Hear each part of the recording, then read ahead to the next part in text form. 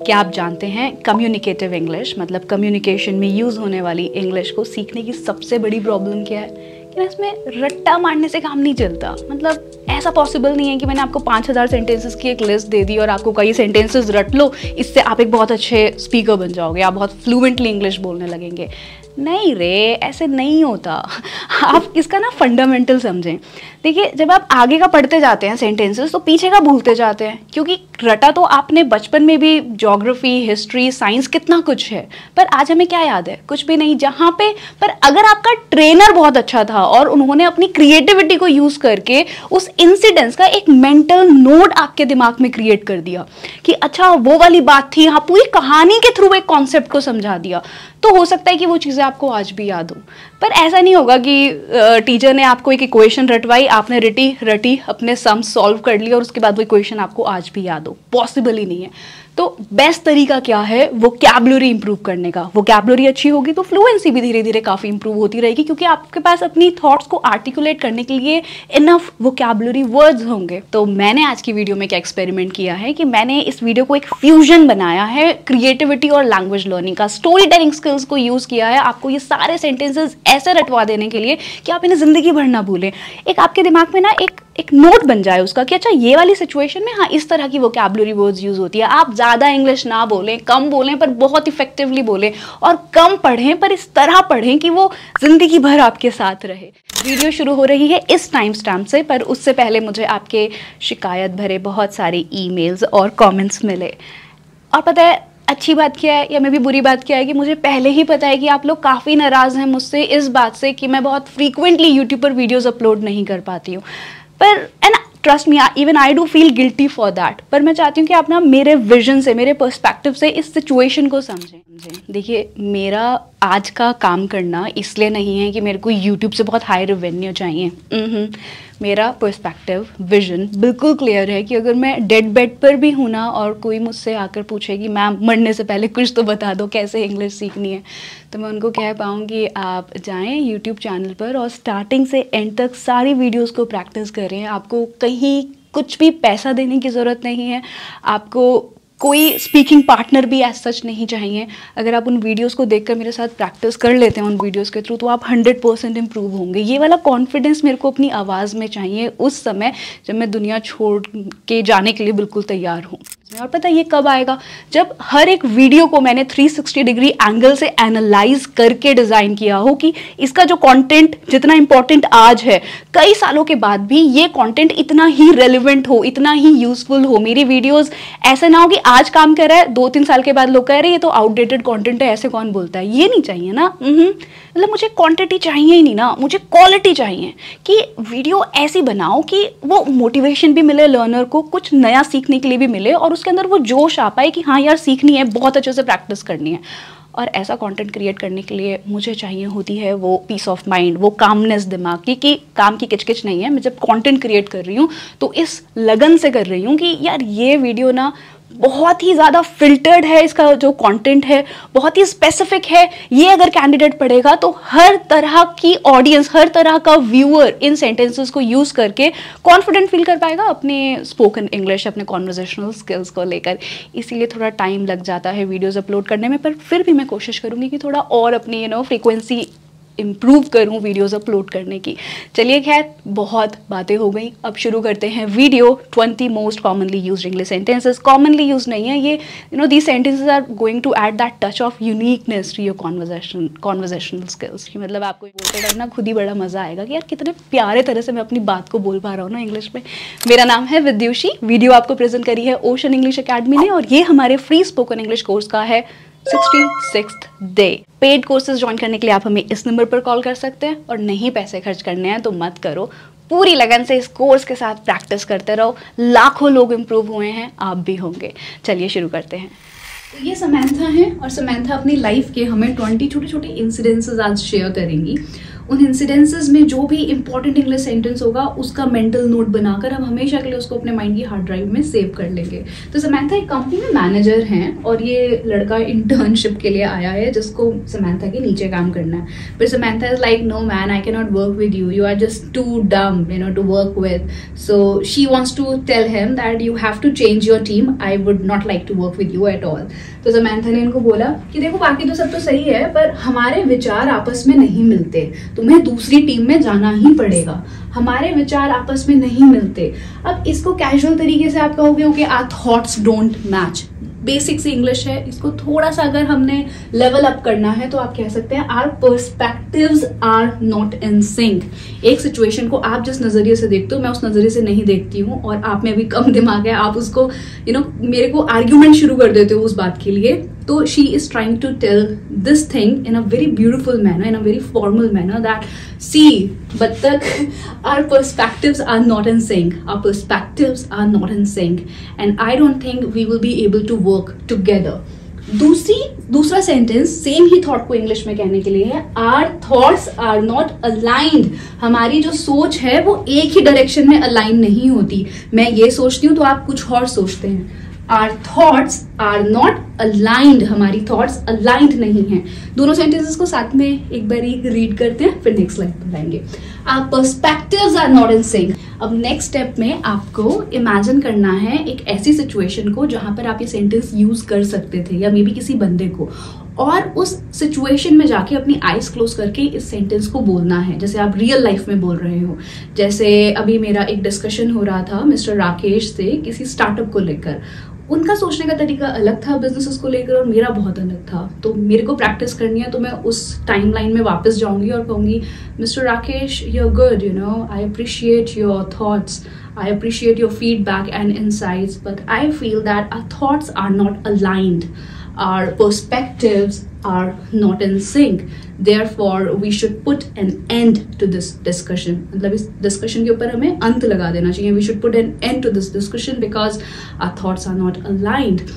जब आप एक सेंटेंस सीखें, किसी भी क्रिएटर की कोई भी वीडियो देख रहे हैं आप, कोई वर्ड या कोई सेंटेंस सीखे, हमेशा उसके आसपास कुछ और इंग्लिश के सेंटेंसेस बनाने की कोशिश जरूर करें ताकि वो सेंटेंस बंध जाए, है ना, उस सेंटेंस की एक मेमोरी क्रिएट हो जाए उस पूरी सिचुएशन के हिसाब से। चलिए नेक्स्ट स्लाइड पर आते हैं। अब यहाँ पर क्या हुआ, इन हालातों में क्या किया जाना सही होगा। अब भाई जो इंटर्न था उसने मना कर दिया कि मैडम मैं तो आप ही के साथ काम करूंगा और रोज लड़ूंगा।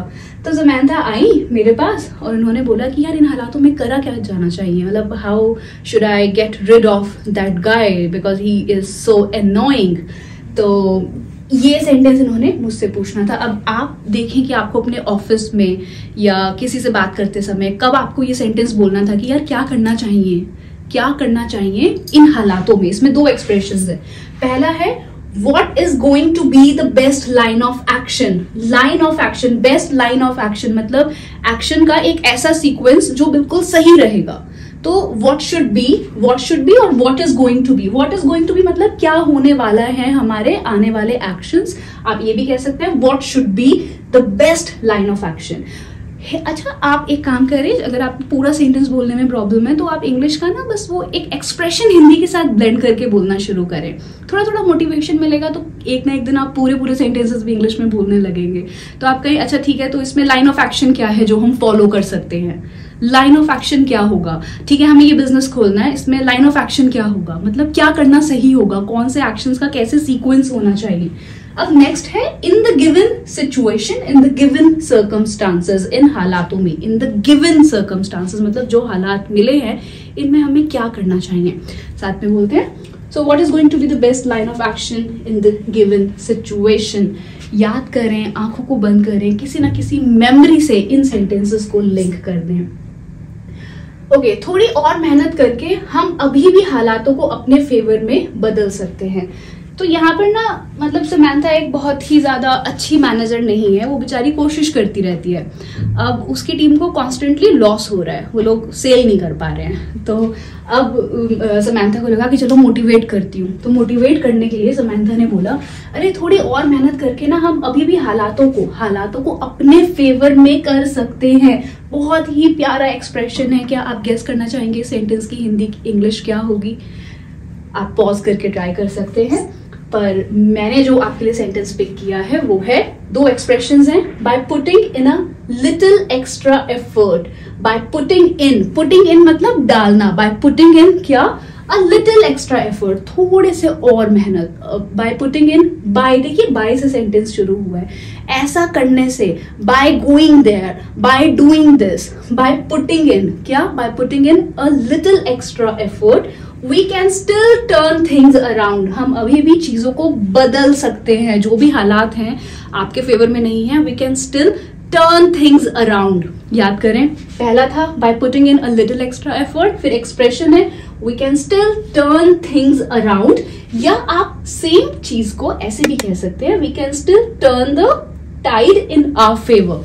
टाइड जैसे जो ऐसे वेव आ रही होती है ऐसे पानी की, तो आप कह रहे हो कि उसको हम अभी भी अपने फेवर में कर सकते हैं। We can still turn the tide, कहां पर, इन आवर फेवर। सो यहाँ पर समंथा मोटिवेट कर रही हैं जो नए इंटर्न्स आए हैं उनको, don't be disheartened, don't feel bad, it's all right, but it is never too late. By putting in a little extra effort, we can still turn things around. We can still turn things around. याद करें कि आपका कोई दोस्त जो आपको कह रहा हो कि यार जिंदगी बर्बाद हो गई है, लॉस हो रहा है, समझ नहीं आ रहा है जिंदगी में क्या करना है, तो आपने कहा don't be worried, परेशान ना हो. By putting in a little extra efforts, you can still turn things around, or you can turn the tide in your favor. Next slide. एक सोचा समझा डिसीजन लेने के लिए, सोचा समझा इंग्लिश आप सोचते भी रहें साथ के साथ, एक सोचा समझा डिसीजन लेने के लिए जो प्रॉब्लम हाथ में है हमें उसके बारे में अच्छे से सोचना होगा। जो प्रॉब्लम हाथ में है मतलब जो करंट प्रॉब्लम है उसके बारे में अच्छे से सोचना होगा। 3 एक्सप्रेशंस आप सीखने वाले हैं। सबसे पहले कोशिश करें याद करने की कि क्या आप इसे खुद से ट्रांसलेट कर पाते हैं, ताकि जब मैं इसकी स्टैंडर्ड इंग्लिश आपके साथ शेयर करूं तो आप एक कंपैरिजन ड्रॉ कर पाएं कि अच्छा ये मेरा लेवल था, ये मैंने नया सीखा है। So Samantha, poor fellow, she is not ready to give up, and she has a very strong belief that she can motivate her team members by hook or by crook. She's like कुछ भी कर दूंगी, इनको motivate कर दूंगी कि कल से सेल्स बढ़ जाए। तो वो कहेगी कि देखो अच्छे से सोचना पड़ेगा अगर एक अच्छा डिसीजन लेके इस प्रॉब्लम को सॉल्व करना है। तो to make a well-informed decision मतलब बहुत सोचा समझा डिसीजन। आप इसको हिंदी के साथ भी यूज कर सकते हैं कि देखिए अगर हमें एक वर्केबल सॉल्यूशन चाहिए तो हमें एक वेल इन्फॉर्म्ड डिसीजन लेना पड़ेगा। हिंदी है पर हमने उसमें इंग्लिश के वर्ड्स इन्फ्यूज कर दिए हैं, तो आपकी हिंदी भी और प्यारी लग रही है, ब्लेंड हो गया है 2 लैंग्वेजेस का। To make a well informed decision ये जरूरी है, it is essential, it is important, it is vital, it is essential to what, to do what, it is essential to discuss the problem at hand at length. 2 बार at use हुआ है और दोनों ही phrases हैं। At hand मतलब जो चीज हाथ में है ना, जो प्रॉब्लम करंट हम फेस कर रहे हैं, हमें उसके बारे में बहुत ही अच्छे से डिस्कशन करना पड़ेगा एक वेल इन्फॉर्म्ड डिसीजन लेने के लिए। अच्छे से मतलब एट लेंथ मतलब लेंथ में, पूरी लेंथ फैला के अच्छे से उस प्रॉब्लम के बारे में डिस्कस करना है। एक बार सारा पूरा सेंटेंस साथ में रीड करते हैं। To make a well informed decision it is essential to discuss the problem at hand at length. Close your eyes and maybe act as if you are a manager of a company, same as Samantha, and you are trying to motivate your team members by saying this sentence to them. तो आप उन्हें कैसे कहेंगे? अच्छा जब आप कहें तो उसी वाले भाव के साथ कहें, वही इमोशंस आपके आने चाहिए। Team, to make a well-informed decision, it is essential that we discuss the problem at hand at length. इसी कॉन्फिडेंस के साथ इस सेंटेंस को जोर से बोल दें। वीडियोस देखने से कुछ नहीं होगा, मुंह आपको हिलाना पड़ेगा, अपने माउथ मसल्स को प्रैक्टिस देनी पड़ेगी, तो साथ में प्रैक्टिस करें। To make a well informed decision it is essential to discuss the problem at hand at length. 2 expressions आपने यहां सीखे कि okay let's first talk about the problem at hand. Okay, I would like to address the problem. I would first of all I would like to address the problem at hand. जो आज की दिक्कत है उसके बारे में बात करेंगे। कैसे? At length. Next sentence. अपना नजरिया मेरे साथ शेयर करने के लिए और फीडबैक शेयर करने के लिए शुक्रिया। अब समंथा, एक इंटर्न आया फिर से छोटी उम्र का, उसने बोला कि मैम ये कर लेते हैं, प्रॉब्लम सॉल्व हो जाएगी। अब समंथा को ना उसका सजेशन बिल्कुल भी पसंद नहीं आया है, ठीक है। तो शी इज लाइक, अब मैं क्या बोलूँ, इन इंटर्न्स के साथ काम करना ही इतना मुश्किल है। तो उसने झूठी सी स्माइल रखी हुई है अपने फेस पर, और उसको उस इंटर्न का दिल रखने के लिए बोलना है कि चलो ठीक है, आपने अपना नजरिया शेयर किया, फीडबैक शेयर करी, मुझे बहुत अच्छा लगा, उसके लिए शुक्रिया, आप चुपचाप बैठ जाओ अपनी सीट पर जाकर। तो इसकी इंग्लिश है, thank you for sharing your valuable insights. Insights मतलब जो आपकी डीप नॉलेज है इस सब्जेक्ट की, वो शेयर करने के लिए और फीडबैक देने के लिए थैंक यू। क्या सेंटेंस है?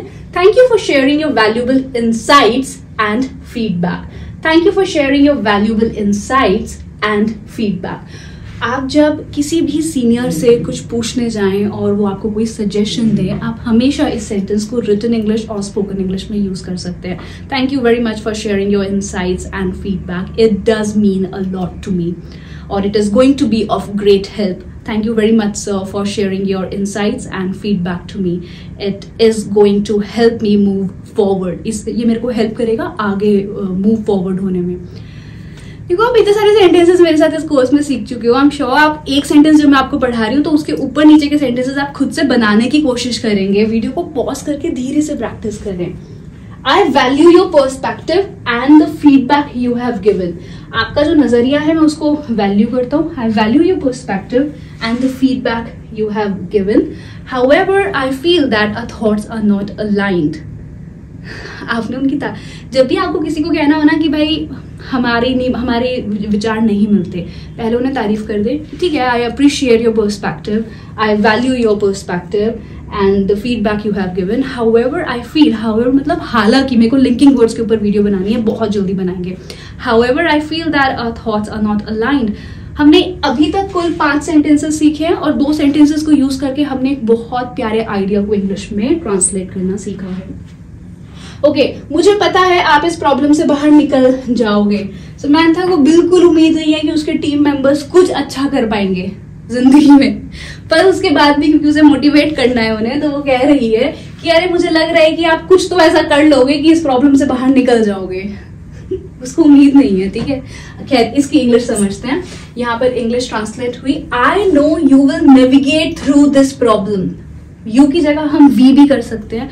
Guys, I'm confident that we will be able to navigate through this problem. Navigation आपको पता है, directions के लिए आप navigation use करते हैं ना, तो we will navigate through this problem. इस problem से हम रास्ता निकाल ही लेंगे। So team, I'm confident that we will navigate through this problem. या फिर I know we will work our way. Work our way मतलब हम अपना रास्ता निकाल लेंगे। इसको रटना है, इसको याद कर लें। We will work our way, we will work our way through this issue, we will work our way through this issue. अगर आपके रिसेंटली किसी फ्रेंड ने आपको मैसेज किया है कि यार आई एम लाइक स्टक, मेरे को समझ नहीं आ रहा है क्या करना है क्या नहीं करना है, तो फटाफट से वीडियो पॉज करें, व्हाट्सएप पर जाएं और उनको ये सेंटेंस इंग्लिश में लिखें that don't worry, I am sure we will work our way through this problem, I am sure we will work our way through this issue problem. आप देखिए सेंटेंसेस मैं आपको सिखा रही हूँ, पर मैं आपके साथ नहीं रह सकती पूरे दिन और आपको पुश नहीं कर सकती कि ये सिचुएशन सेंटेंस यूज करें। आपको इनिशियली 1 महीना खुद को थोड़ा सा फोर्स करना पड़ेगा कि आप इन सेंटेंसेस को यूज करें। अगर आप 1 महीने फोर्स कर लेंगे तो ये सारे सेंटेंसेस आपके पेट सेंटेंसेस बन जाएंगे और आप पाएंगे कि आप बहुत फ्रीक्वेंटली इन सेंटेंसेस को यूज कर पा रहे हैं। Next slide. उसने पूरा बिजनेस शुरू से खड़ा करा है। तो अब यहाँ पर समंथा भी स्टोरी टेलिंग यूज कर रही है एम्प्लॉयज को मोटिवेट करने के लिए कि उनको देखो XYZ ने पूरा का पूरा बिजनेस बिल्कुल शुरू से खड़ा कर दिया और आप लोग सिर्फ अपनी जॉब रिस्पॉन्सिबिलिटीज पूरी नहीं कर पा रहे हो, ऐसा कैसे पॉसिबल है। तो ये इनकी थॉट थी, ये दिखाना चाह रही थी कि एक बंदा इतना सारा काम कर सकता है, आप अपना अपना शेयर का काम क्यों नहीं कर सकते। तो इसकी इंग्लिश क्या होगी कि कोई भी चीज आपने बिल्कुल 0 लेवल से शुरू करी है, स्टार्टिंग से शुरू करी है। इसके लिए आप ये 3-4 एक्सप्रेशंस यूज कर सकते हैं। फ्रॉम द ग्राउंड, बिल्कुल जमीन से। फ्रॉम ग्राउंड जीरो, बिल्कुल ग्राउंड जीरो जहाँ पे लेफ्ट बिल्कुल नीचे चली जाती है, बिल्कुल वहां से उन्होंने बिजनेस को डेवलप करना शुरू किया और ऊपर तक लेकर गए। बॉटम से शुरू किया है और स्क्वायर 1 से किया है। मेरे को इसमें से फ्रॉम ग्राउंड जीरो सबसे अच्छा लगता है। आपको जो एक्सप्रेशन अच्छा लग रहा है आप वो लिख सकते हैं या सारे भी याद कर सकते हैं। तो she built the whole business from the ground, from the ground zero, from the bottom, from the square one. सारे एक्सप्रेशंस का एक ही मीनिंग है कि किसी चीज को बिल्कुल शुरुआत से, स्टार्टिंग से, स्क्रैच से, फ्रॉम स्क्रैच भी एक एक्सप्रेशन है, आप लिख सकते हैं, स्क्रैच से शुरू किया है। अब आप सोचें आपके फैमिली मेंबर्स में ऐसा कौन सा बंदा है, आपकी एक्सटेंडेड फैमिली में भी, जिसने कोई बिजनेस शुरू किया हो और उनके पास कोई सपोर्ट ना, उन्होंने स्टार्टिंग से सारा काम खुद ही शुरू किया, तो आप उनको मैसेज कर सकते हैं, I am just so proud of you because I can see you build the whole business from the ground zero, from the ground, from the bottom. उनको सेंटेंस लिख दें। अगर नहीं लिखना सही लग रहा है वो कहेंगे अरे ऐसे क्या हो गया अचानक से, तो आइज क्लोज करके उनको याद करके सेंटेंस को बोल दें। छोटे छोटे मेंटल नोट बनाते चलें। इवन आप कोई भी सेंटेंस याद करें, आइज क्लोज करें, अपने किसी फैमिली मेंबर से, किसी फ्रेंड से उस सेंटेंस को लिंक करके अपने माइंड में सेव करें। Next slide. चलो 5 मिनट पैर सीधे कर लेते हैं। अब समंथा बहुत डर गई मोटिवेशन का ज्ञान देते देते, तो समंथा ने सोचा भैया थोड़ा सा आराम कर लेती हूँ, कुछ नई चालाकियां सोच के लगाती हूँ उन लोगों को मोटिवेट करने के लिए। पैर सीधे कर लेते हैं। तो इंग्लिश है let's take a 5 minute break to stretch our legs. कितना इजी सेंटेंस है ना, stretch our legs. Okay guys, let's take a 5 minutes break to stretch our legs and arms. जैसे आपको सही लगे आप यूज कर सकते हैं। तो चलो लेते हैं, let's take what 5 minutes break to stretch our legs. आप किसी क्लास में हैं या पढ़ रहे हैं या पढ़ा रहे हैं या कोई भी एक्टिविटी कर रहे हैं, there you can use this beautiful sentence that okay guys let's take a 5 minutes break to stretch our legs and arms. Okay, I need everyone to be attentive and energetic. एक sentence अपना जोड़ा, एक वो ही use कर लिया। Next slide. Plan अभी भी final नहीं हुआ। यहाँ पे समंथा को समझ तो आ गया है कि टीम का पोटेंशियल समझ के कि इन लोगों को टारगेट्स ही कम देने पड़ेंगे, पर जब बॉस ने समंथा से पूछा तो समंथा ने चिल करके बोल दिया कि सर अभी ना प्लान, मार्केटिंग प्लान अभी भी हवा में है, मतलब कुछ फाइनल नहीं हुआ है। तो इसके इंग्लिश है the plan is still up in the air. If something is up in the air this means it is not decided yet. अभी वो फाइनल नहीं हुई है, उसके ऊपर डिस्कशंस चल रहा है, या डिस्कशन पता नहीं भी चल रहा है, पर वो डिसाइडेड नहीं है किसी इवेंट की डेट, या it is still up in the air. क्या हुआ, नया बिजनेस शुरू कर रहे थे, it is still up in the air. क्या हुआ, तुम कह रहे थे अब्रॉड जा रहे हो, या the plan is still up in the air, हवा में घूम रहा है वो plan. The date for the event meeting is event or meeting, यहाँ पे ऐसे स्लैश आएगा, तो जो डेट है मीटिंग की it is still up in the air। ये कैजुअल इंग्लिश में भी बहुत फ्रीक्वेंटली आप यूज कर सकते हो। तो आपने कहा और आपकी नई बुक कब आ रही है, मैंने कहा या it is still up in the air, पता नहीं अभी कब आएगी। ओके, मुझे लग रहा है कि कुछ बुरा होने वाला है। समंथा को पूरी उम्मीद है कि भाई ये टीम तो कांड कराएगी, लॉस कराएगी। इंग्लिश किसकी बनानी है हमें, मुझे लग रहा है, मेरे अंदर से आवाज आ रही है, मुझे फील हो रहा है। तो क्या होगी English, I am feeling that. ये थोड़ा बोरिंग नहीं है, इसको थोड़ा सा स्पाइस अप करते हैं ये एक्सप्रेशंस यूज करके। आप कह सकते हैं I have a gut feeling, मेरे पेट से आवाज आ रही है, मतलब अंदर से आवाज आ रही है, I have a gut feeling. I sense deep down, कहीं ना कहीं मेरी इनर वॉइस मुझे बोल रही है। आई सेंस डीप डाउन, कहीं ना कहीं मुझे आभास हो रहा है। माई इंस्टिंक्ट्स आर टेलिंग मी, जो मेरी सेम चीज है, मेरी जो अंतरात्मा है वो मुझे बोल रही है, कह रही है। My instincts are telling me that something bad is going to happen. अकेले में बैठ के बेचारी उदास है और सोच रही है कि भाई बिजनेस को तो लॉस होने वाला है। तो सेंटेंसेस एक बार साथ में प्रैक्टिस करते हैं। I have a gut feeling that something bad is going to happen. Let's rather frame a positive sentence here, okay. I sense deep down that something good is going to happen. My instincts are telling me that something good is going to happen. What pretty sentences, right? So do make a note of them. इनको बार बार याद करते रहो। ये तो यार रोज ही use होने हैं। इन sentences के बिना कहाँ जिंदगी पूरी होगी हमारी, क्योंकि हमारी अंतरात्मा में कुछ ना कुछ तो कहती रहती है और हमें दूसरों को बताना भी होता है। I have a gut feeling that this business idea will make fortune for us. मतलब बहुत पैसा कमा के देगा ये बिजनेस आइडिया, ये अंदर से आवाज आ रही है। सब अच्छे से देखकर बेस्ट डिसीजन लो। अब उनको तो कुछ समझ नहीं आ रहा है समंथा को क्या करना है। वो टीम के पास अगले दिन फिर पहुंच गई और उन्होंने कहा कि देखो सब कुछ अच्छे से समझ लो और फिर बेस्ट डिसीजन लो कि कैसे आपको काम करना है। इंग्लिश होगी इसकी पे योर कार्ड्स राइट। पे योर कार्ड्स राइट, कितना प्यारा सेंटेंस है। मतलब आपके पास जो पोटेंशियल है, जो गिवन ऑप्शंस हैं, उन ऑप्शंस को बहुत क्लोजली एनालाइज करो। जो आपके पास कार्ड्स हैं, जो आपको मिले हुए हैं गिवन सिचुएशन में, जो आपके हालात हैं और जो आपके पास ऑप्शंस हैं, उनको बहुत ध्यान से कंटेम्पलेट करने के बाद डिसीजन लो। तो play your cards right, okay, play your cards right. Do not rush through it, do not hurry up, do not make haste, मतलब जल्दीबाजी मत करो, प्ले योर कार्ड्स राइट, अच्छे से खेलो, जो गिवन सर्कमस्टांसेस में बेस्ट डिसीजन होना चाहिए वो लो। Be mindful of your decisions और be mindful of your choices. आप क्या चूज कर रहे हैं उसको दिमाग से चूज करो। Be mindful to your choices, कि क्या क्या चॉइसेस हैं, माइंडफुली यूज करो और फिर सेलेक्ट करो कि क्या बेस्ट है। चूज योर एक्शंस वाइजली, कि भाई काम तो देखो सब कर रहे हैं, पर आप क्या ऐसा काम करो जो आपको पैसा कमा के दे, नाम कमा के दे। तो आपको अपने एक्शंस को कैसे चूज करना है, बहुत ही समझदारी के साथ, होशियारी के साथ। Choose your actions wisely, choose your actions wisely because the decisions you take today are going to determine your future tomorrow. आज के एक्शंस को ध्यान से लें, क्योंकि आज के एक्शंस ही आपका फ्यूचर निर्धारित करेंगे। Your current actions will determine your future tomorrow. Next slide. मैं आपके ही कदम पर चल रहा हूँ। तो अब समंथा के बॉस ने बोला भाई क्या चल रहा है। समंथा कह रही है सर जैसे आप हमें मोटिवेट करते थे, मैं भी टीम को वैसे ही मोटिवेट कर रही हूँ, तो मैं बिल्कुल आप ही के कदम पे चल रही हूँ, जो जो आप करते हो मैं वही काम कर रही हूँ। I am following your footsteps, I am following your footsteps. किसी को अगर आप अप्रिशिएट करना चाहते हैं या प्रेज करना चाहते हैं, कोई सीनियर हैं आपके, तो आप उनको कह सकते हैं sir I follow your footprints, I follow your footsteps. मतलब जैसा जैसा आप करते हैं मैं वैसा ही करता हूँ और मेरे को कामयाबी मिलती रहती है। So I follow your footsteps. Next slide. बीच के पास जो घर है उस पर मेरा दिल आ गया है, मैंने ठान लिया है कि वो मुझे चाहिए। तो जब आपको कोई चीज़ बहुत ज़्यादा पसंद आ जाती है ना, कि आपको दिल से लगता है कि यार ये तो चाहिए ही चाहिए, आप डिसीजन ले लेते हो कि ये चीज़ तो चाहिए और दिल से चाहिए, बहुत खुशी खुशी चाहिए। तो समंथा के बॉस ने कहा अच्छा तुम काम तो बहुत अच्छा कर रही हो और बढ़िया अच्छा चल रहा है सब कुछ, क्या चाहिए ये बताओ। समंथा ने मौका देखकर मार दिया चौका। उसने कहा सर वो जो बीच के पास घर है ना वो मुझे बहुत पसंद है, मुझे वो दिला दो और उसके बाद मैं बहुत अच्छे से और काम करूंगी। ऐसा रियल लाइफ में नहीं होता यार, भाई समंथा है, समंथा की लाइफ में कुछ भी चलता है। तो I have my heart set on the beautiful house by the beach.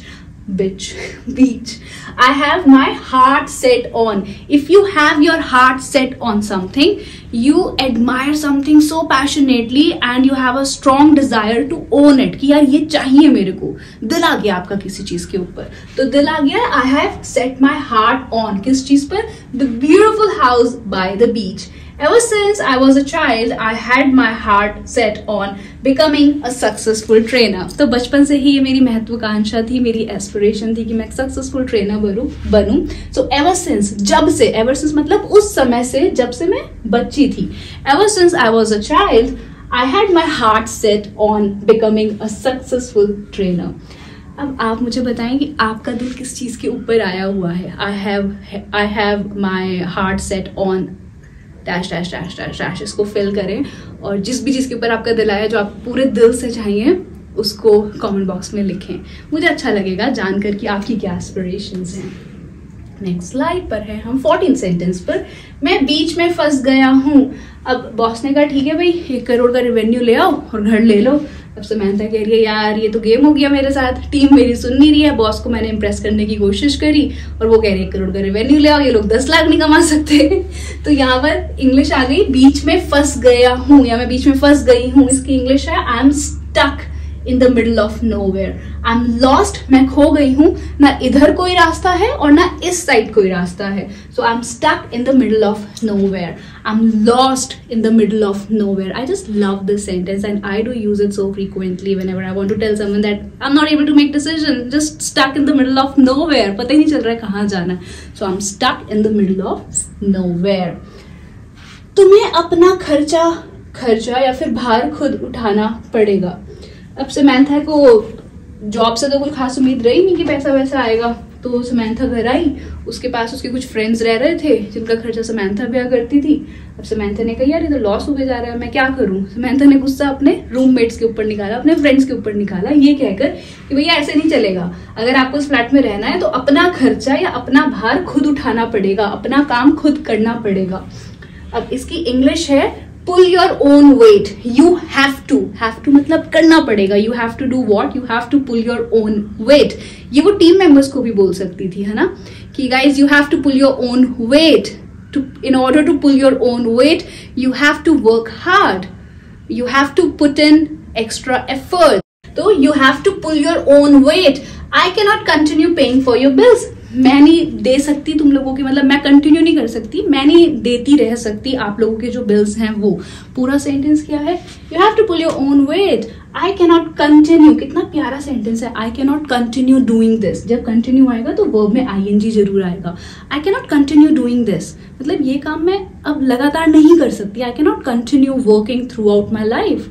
I can not continue dealing with his nonsense. I cannot continue paying for your bills. You have to do what? You have to pull your own weight.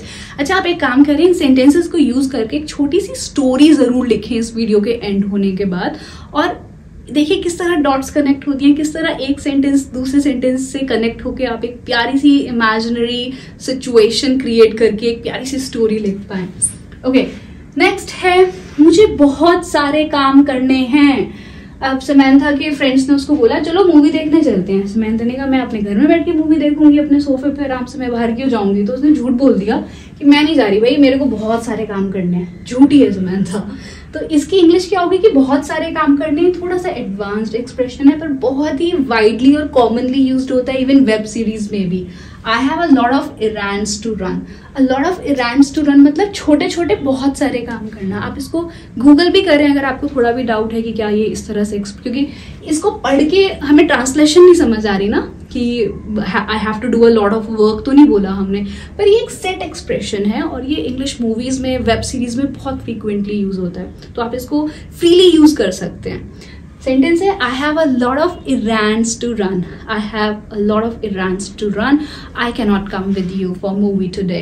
Sorry guys, I have a lot of errands to run. I will not be able to come. I have a lot of, देखो बोलने का तरीका क्या है, I have a lot of errands to run. I will not be able to join you. हमारी अच्छी बनती है, हम एक जैसे से हैं। अब समंथा को एक लड़का पसंद आया और उसने उसको इम्प्रेस करना था समंथा ने। तो समंथा ने बोला अरे आपकी और मेरी थॉट्स कितनी मिलती है ना, हम कितना एक जैसा सा सोचते हैं, हमारी कितनी अच्छी बनती है ना, मतलब हम बिल्कुल एक जैसे से हैं। ये समंथा बोलना चाहती थी अपने दिल की बात। इसको इन्होंने इंग्लिश में बोला योर वेवलेंथ, योर नहीं सॉरी आर आएगा यहाँ पर, टाइपो है। Our wavelength matches. हमारी जो वेवलेंथ है ना, जैसे दिल की वेवलेंथ होती है ना ऐसे हार्ट बीट्स की, तो आर वेवलेंथ मैचेस। जब जिस समय पर जो आप सोचते हैं वही मैं भी सोचती हूँ, तो आर वेवलेंथ मैचेस। वेवलेंथ की जगह आप वाइब वर्ड भी यूज कर सकते हैं। Are vibe matches. वाइब एक है, दो बंदों से मैच कर रही है, इसीलिए प्रेजेंट इंडेफिनिट टेंस के को यूज करके यहाँ पर ES जरूर लगाएं। Our wavelength matches, our vibe matches. I'm just so amazed that our vibe matches too much. किसी स्ट्रेंजर से मिलें कहीं पर भी और अगर उनका सोचने का तरीका या चीज़ों को देखने का नज़रिया ठीक आपके जैसा है तो आप उन्हें कॉम्प्लीमेंट कर सकते हैं या उन्हें बता सकते हैं। I'm just so amazed to see. मैं बहुत ज़्यादा आश्चर्यचकित हूँ ये देखकर कि हमारे विचार कितने मिलते हैं, हम कितने मिलते जुलते हैं। वी आर अलाइक, हम बिल्कुल एक जैसे हैं। इसमें एक एक ये बहुत प्यारा सा एक कोटेशन भी है, ग्रेट माइंड्स थिंक अलाइक। मतलब जो ग्रेट माइंड्स हैं वो सब एक जैसा सोचते हैं। ग्रेट माइंड्स थिंक अलाइक, ये उसका रिप्लाई हो सकता है। जैसे अगर मैं आपको कहूँ कि आवर वेवलेंथ मैचेस, तो आप मेरे को आंसर में कह सकते हैं no wonder great minds think alike, कि जो बहुत महान दिमाग के लोग हैं दे ऑल थिंक अलाइक। ये इंग्लिश तो हर कोई बोल रहा है यार, बेसिक ग्रामर यूज करी, सेंटेंसेस रटे, इंग्लिश हर कोई बोल रहा है, पर आप अपनी इंग्लिश से दूसरों को इम्प्रेस भी नहीं, मतलब एक इन्फ्लुएंस कर पाए उन्हें, एक एक इम्प्रेशन लीव कर पाए उनके ऊपर, अपनी सिलेक्शन ऑफ वर्ड्स का, अपनी बातों को कहने के तरीके का। ये सिखाना है मेरा मोटिव आपको। ओके, 18th सेंटेंस, हम एक दूसरे से बिल्कुल अलग हैं। अब मैंने बोला समंथा क्या हुआ, उस लड़के को आप बड़ी तारीफ कर रहे थे। समंथा कहती, उस लड़के ने बोला हाँ ठीक है, वो चला गया। अब समंथा की इंसल्ट हो गई, थोड़ा एम्बेरस्ड है, तो मेरे को बोलती है अरे नहीं यार वो और मैं बहुत अलग हैं, वो कुछ अलग सोचता है, मैं अलग सोचती हूँ, मुझे वो लड़का पसंद ही नहीं आया। तो हम एक दूसरे से बिल्कुल अलग हैं और ऐसा कोई भी चीज़ नहीं है। अब उसके एकदम ऐसे शिफ्ट आ जाता है उसकी थॉट्स में समंथा की। खैर इसको इंग्लिश में कहने का तरीका है we share no common ground.